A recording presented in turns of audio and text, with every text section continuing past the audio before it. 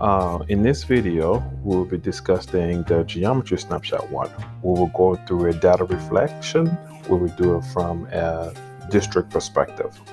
All right, let's go and dive in and talk about the standards that were assessed in this snapshot. As you can see, there were 4 standards. These are the scores for each standard. But today, however, we will put the focus on G11B. And why are we doing that? Because G11B was the lowest one. What is G11B about? Well, G11B is about determining the area of composite two-dimensional figures.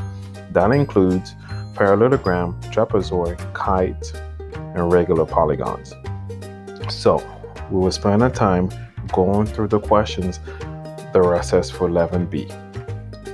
Well, let's go ahead and look at those type of questions. For 11B, the last 3 questions were all 11B. All right, so it looks like we will focus on question 9, question 10, and question 11. If you would like to see it, if I can zoom in here so you can kind of see what I'm seeing as well. Again, this is from the district perspective. That means all students in the district. The answer here for 9 is 11. This is the correct answer. That's how many percent chose it correctly. This is the answer. That's how many chose it correctly. And obviously this is green because D is the answer.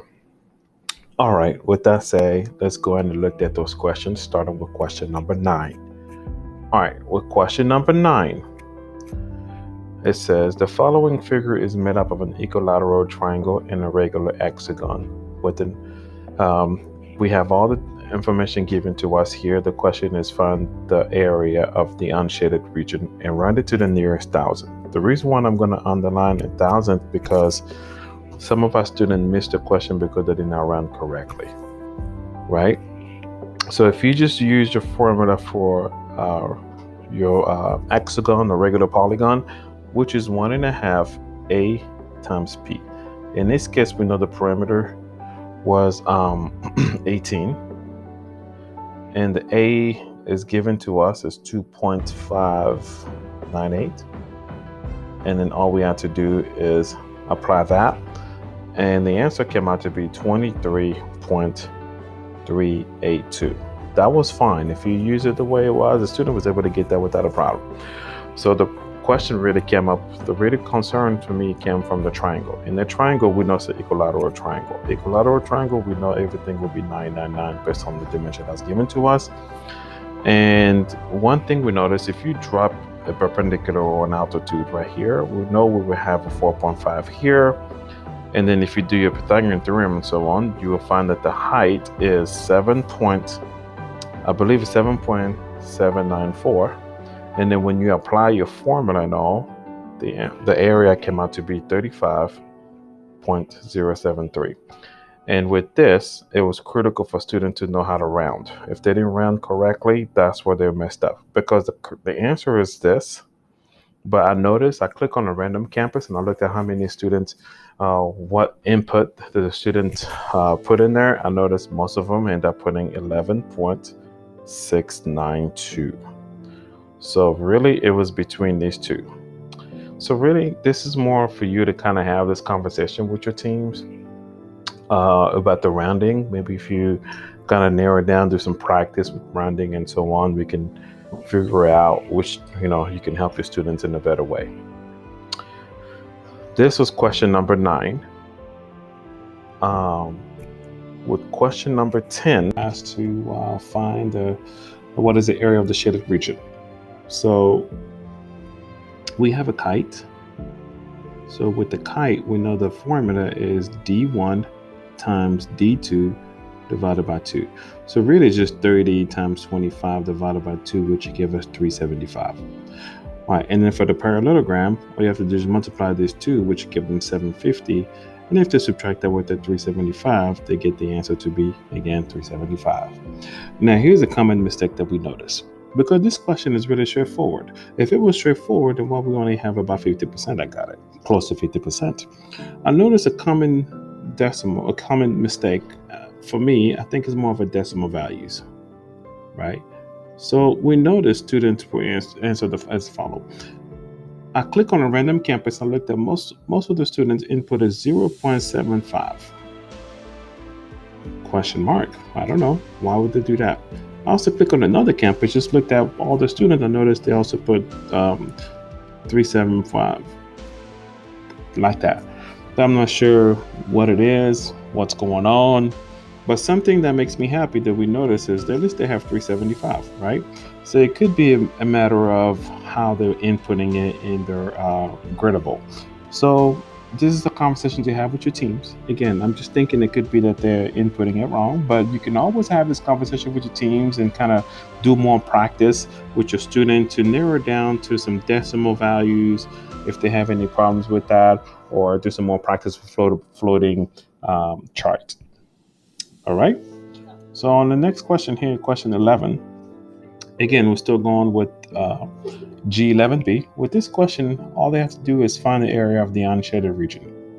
Find the area of the shaded region. So with that said, notice this time we're going to do a little bit of algebraic work. So first you got to find the area of the rectangle, which is, if you put it together, is 10x times 6x, which give us 60x squared. If you look here, we have a 60x squared here for D and also here for A. Well, that really didn't help much here, did it? But I noticed a common mistake here, C. Well, let's continue. Well, what's easier for me to do is find the area of one triangle. We have 1, 2, 3, 4. If I can find just one, I times it by 4. The area of this triangle is 7.5. If you times it by 4, you get 30x squared. Right? And then you subtract those two. That's why the answer is D. However, why is a common mistake C? Don't know. Could it possibly be because we have a 5x here times a 3x? I don't know. Most of your students may have looked at it and think about it in terms of area. It's just 5x times 3x. And this is the only one with 15x. Could that be the reason why that's a common mistake? Possibly, or possibly not. However, this is just conversation I want you to have with your teams to encourage them to really dive in and have this conversation and find out areas of where student messed up or areas where you can help your student to move forward. That was question 11. So moving forward, what have we done? What have the coordinators have done or updated in the curriculum maps and so on? This is the part where we do the now what. All right, so added clarification to our curriculum map to apply Pythagorean theorem. Why Pythagorean theorem? Because Pythagorean theorem was used in question 9 to find area of a triangle. So yes, you do use Pythagorean theorem to find area of a triangle by finding the missing side. So G9B was added in the unit 1, but not in the context of finding the special right triangles. It's only used by applying Pythagorean theorem to find the missing side. And also, just I made a note here that in 8th grade, students use the Pythagorean to determine the missing side. So they've been exposed to Pythagorean theorem.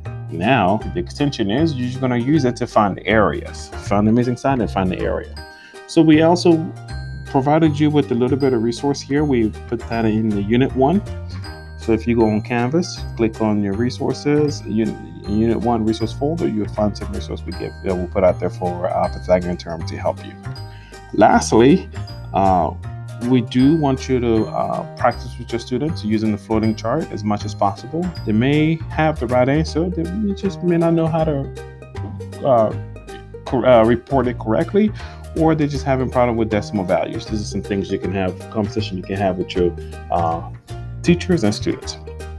All right, so this concludes our video. Please let us know if you have any question or concern. Reach out to your coordinator. And thank you again for watching this video.